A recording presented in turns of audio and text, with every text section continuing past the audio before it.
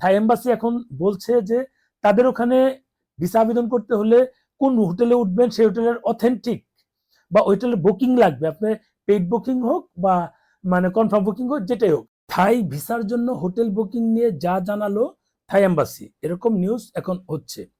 কিন্তু এই নিউজগুলো কেন হবে এটা নিয়ে কিন্তু ব্যাপক একটা হই হল্লো শুরু হয়েছে একদিন, যেটা 28 তারিখ হয়েছে, 29 তারিখ তারা ক্লিয়ার করেছে এটা নিয়ে যে আসলে কি ভিসা আবেদনের সময় পেইড এবং কনফার্ম হোটেল বুকিং লাগবে কিনা। এটা নিয়ে আমি 27 তারিখ রাত 9টায় আমি একটু দেখাবো। এই যে আমার রাত 9টায় বিমানে বসেই 27 তারিখ না রাত 9টায় একটা ভিডিও দিয়েছি, অন্তত 10 জনকে থাই ইমিগ্রেশন ফেরত দিয়েছে। কেন ফেরত দিয়েছে? সেখানে পেইড হোটেল বুকিং ছিল না, এই নিউজটা দিয়েছি। পেইড হোটেল বুকিং ছিল না, অর্থাৎ যারা বুকিং দিয়ে গিয়েছে ওখানে গিয়ে পেইড করবে বা নর্মাল একটা বুকিং দিয়ে বা ফেক বুকিং দিয়ে গিয়ে ইমিগ্রেশনকে দেখিয়ে তারা অন্য যে কোনো জায়গায় তাদের মতো করে উঠবে, এদেরকে ঢুকতে দেয়নি। কারণ তারা দেখতে চেয়েছে, তারা প্রমাণ দিতে পারেনি। এমনও হয়েছে যে যারা 26 তারিখ গিয়েছে, আমরা তো ফেরত এসেছি 27 তারিখ, 27 তারিখ ওই মানুষদেরকে আমাদের সাথে আবার একই বিমানে ফেরত দেয় ইউএস বাংলার। এরপর যারা 26 তারিখে গিয়েছে কেউ 30 তারিখ পর্যন্ত হোটেল বুকিং আছে, থাকবে 7 তারিখ পর্যন্ত, বাকি সময়টা ফুকেট সহ অন্য অন্য জায়গায় ঘুরবে। কিন্তু তাদেরকেও ফেরত দিয়েছে যে কমপ্লিট হোটেল বুকিং লাগবে, যে কয়দিন আপনার প্যাকেজ আছে, অর্থাৎ আপনার যে ট্রাভেল আইটেনারি আছে, কোথায় যাবেন, কোন দিন কোন জায়গায় থাকবেন, কোন দিন চেক আউট হবেন, চেক ইন হবেন, সেই সমস্ত তথ্যই কিন্তু তারা জানতে চেয়েছে। যারা দেখায়নি সেখানে একজন মহিলাও দেখলাম, তার মানে তারা হাজব্যান্ড ওয়াইফ হবে, তারা ঢুকতে পারেনি। এই হচ্ছে বিষয় যে কনফার্ম এবং পেইড হোটেল বুকিং ছাড়া থাইল্যান্ড ইমিগ্রেশন বাংলাদেশিদেরকে ফেরত দিয়েছে। সেটা আমার সাথে কথা হয়েছে, সবার সাথেই দীর্ঘ প্রায় 10 থেকে 12 মিনিট কথা হলো। বিভিন্ন বিষয় জিজ্ঞেস করলাম কেন এটা হলো। তারা বললো যে আমরা booking.com থেকে বুকিং দিয়ে এসেছি বাট পেইড করিনি। আমি বললাম যে কেন পেইড করেননি, আপনি তো পেইড করতে। বললো যে তারা এই নিয়মটা কেন দিয়েছে, আমি সেটা সুযোগ নিয়েছি। আমি বললাম যে সুযোগ নিয়েছেন বলে আপনাদেরকে বের করে দিয়েছে, তারা তো চায় পেইড বুকিং। যাক, সেটা পরের বিষয়। এর আগেও আমার হয়েছে যে আমি গ্রুপ নিয়ে গিয়েছি, তারা হোটেল বুকিং দেখে বললো যে হোটেলে কনফার্ম পেইড করা আছে কিনা, বললাম যে আছে। এরপর হোটেলে কল দিল, আমার নাম্বার দেখলো, দেখো বলে যে হোটেল বুকিং পেইড করা। তখন কিন্তু তারা ছেড়েছে। এবারও এইরকম ঘটনা ঘটেছে। এখন 27 তারিখে এই ঘটনা ঘটে, ঠিক 28 তারিখে এই যে বিষয়টা আমার যে পেজ আছে, আমার পেজে কিন্তু এডমিন আমরা কয়েকজন, আমি একা নই। আমাদের একজন পোস্ট করেছে এই যে ওদের লেখা দিয়ে, ইংলিশ লেখা দিয়ে, যে এখানে ভিসা আবেদন করার সময় পেইড হোটেল বুকিং লাগবে। এখন কি আমি যে ভিডিও দিলাম এটার কাউন্টারে কেউ তৈরি করে সেটা দিল কিনা, এখন ওই জিনিসটা আমার যে আরেকজন এডমিন আছে উনি পোস্ট করেছে। এই যেহেতু আমার পেজ, আমার গ্রুপ সবই আমার নামে বা আমার হ্যান্ডেল করা, এখানে আমাদের যেই পোস্ট করুক সেটা কিন্তু আমার নামেই যাবে। মানে এটা ব্লেম আসলে কিন্তু আমার নামে আসবে, সেটা হচ্ছে মূল বিষয়।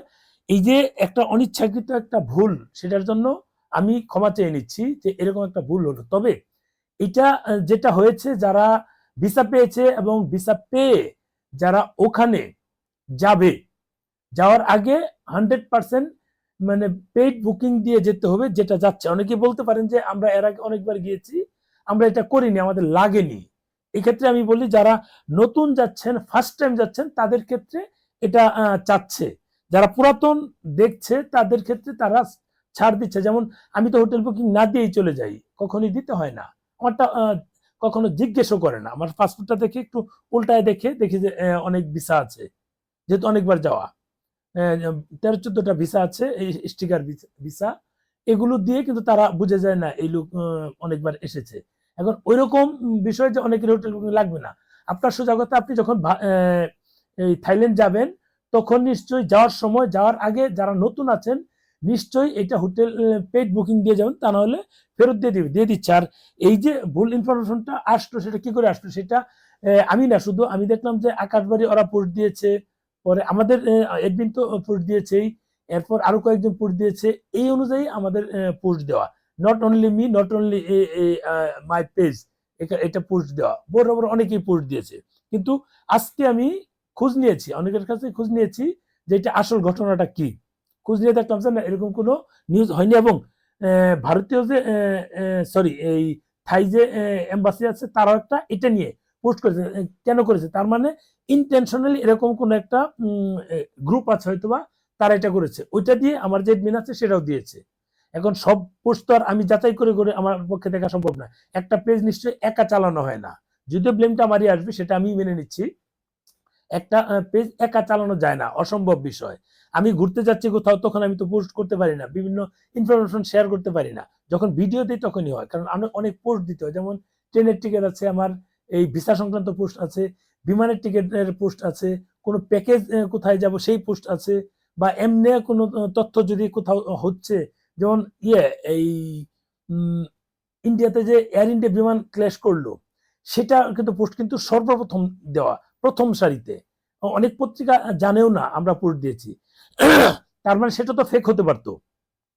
আমরা যে সোর্স থেকে দিয়েছি সেটা অথেন্টিক সোর্স ছিল, দিয়েছি, সেটা আমারই দেওয়া, ঠিক আছে, অসুবিধা নেই। কিন্তু এরকম যদি কিছু বিষয় থাকে যে আকাশবাণী হচ্ছে অনেক বড় প্রতিষ্ঠান, তাদের ওখানে কিন্তু পোস্টটা দেওয়া যে এটা লাগবে, এবং আমি আমার পেজে পোস্ট দেওয়ার পর অনেকে বলছে যে আমার কি টাকা মারি যাবে, তাহলে আমি কিন্তু সেখানে একটা মন্তব্য করেছিলাম, আমি একটু দেখাবনি, যে যেটা আছে যে ভাই এরকম হলে তো মুশকিল, আমরা তো এটা আসলে কোনো জবাব নাই। আমি কিন্তু কি বলেছি আপনাদেরকে দেখাচ্ছি, দেখে নেবেন একটু। এরকম কিন্তু অনেক ঘটনা ঘটে। এই ঘটনাগুলি ঘটছে যে একা কোনো পোস্ট দেওয়া যায় না, এটা অনেকেই দিচ্ছে। এখন সেই ব্লেমটা অনেকেই আমাকে সরাসরি চাপাচ্ছে, অনেকে আমাকে বলছে যে আমি এটা কেন দিলাম। সেটা তৈরিটা কে করেছে? আমার যে অ্যাডমিন আছে সবাই তো সেম মানে চিন্তা ভাবনা নিয়ে চলবে সেটা কিন্তু না।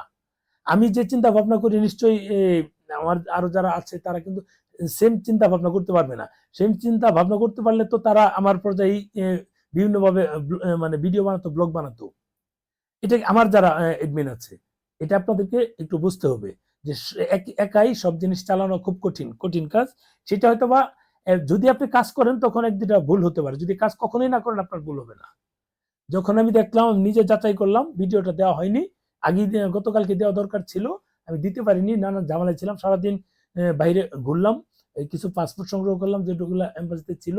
এরপর আমার ছেলের পাসপোর্টটা আনতে গেলাম, ওর নতুন পাসপোর্ট রিনিউ করা হলো। এসব কিছু মিলিয়ে আমি ভিডিওটা দিতে পারিনি, এটা একটা ঝামেলা হয়েছে। তাই বাধ্য হয়ে আমি দেরি করে একদিন পর ভিডিওটা দিচ্ছি, যে এটা একটা অনিচ্ছাকৃত ভুল আমাদের যারা আছে। আর আপনি যখন থাইল্যান্ড যাবেন নিশ্চয়ই আপনাকে আপনার যে এই হোটেল বুকিং আছে, মানে confirm hotel booking plus paid hotel booking লাগবে। পেইড ছাড়া যেতে দিবে না। এটা অনেকে প্রশ্ন করতে পারে, আমি কই জানলাম? আমি প্র্যাকটিক্যাল ছিলাম। আমি 21 তারিখে থাইল্যান্ড গিয়েছি, 27 তারিখ ফিরেছি। যে মানুষগুলো 26 তারিখ গিয়েছে, 27 তারিখ আমাদের সাথে ব্যাক করে দিয়েছে, এই মানুষগুলোর সাথে প্রত্যেকের সঙ্গে আমি একেবারে খুঁটিনাটি বিষয়ে কথা বললাম। কথা বলেই কিন্তু আমি শিওর হলাম যে এই বিষয়টা আসলে কি, যে এই বিষয়টা এখানে কি বলা হয়, যে কি বলতে চেয়েছে।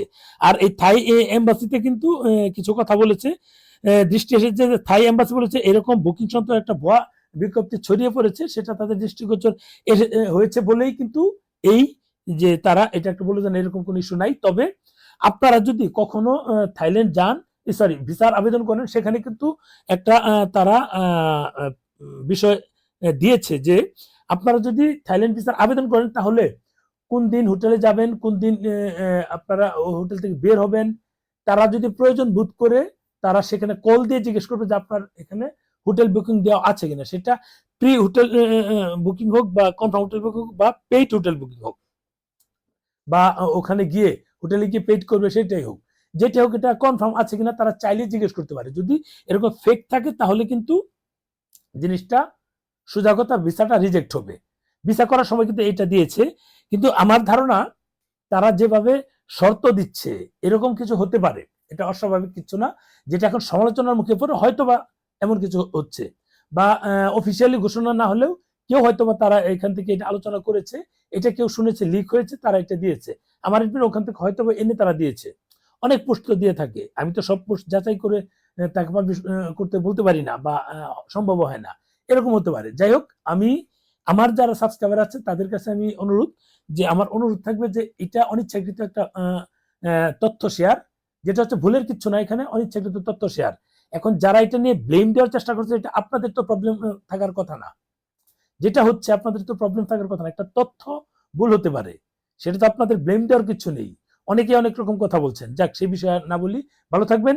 এই যে থাই এম্বাসি এখন বলছে যে তাদের ওখানে ভিসা আবেদন করতে হলে কোন হোটেলে উঠবেন সেই হোটেলের অথেন্টিক বা ওই হোটেলের বুকিং লাগবে, আপনি পেইড বুকিং হোক বা মানে কনফার্ম বুকিং হোক, যেটাই হোক, আপনার যেহেতু ভিসা হয় কি হয় না সেটা নিশ্চিত না, ওই ক্ষেত্রে আপনার পেইড বুকিং দরকার নেই, আপনি কনফার্ম বুকিং দিয়ে আপনি আবেদন করতে পারেন। এটা কিন্তু তারা স্পষ্ট করে তারা উল্লেখ করেছে। এই যে বিভিন্ন বিষয় কিন্তু তারা পরামর্শ দিয়েছে, যাই করেন বিমানের টিকিট সেম ভাবে কাটতে হবে, যদি ফেক মনে হয় তারা কিন্তু সেটা ডিনাই করবে, অর্থাৎ ভিসাই বাতিল হয়ে যাবে। ভালো থাকবেন, ভিডিওটা শেয়ার দিয়েন।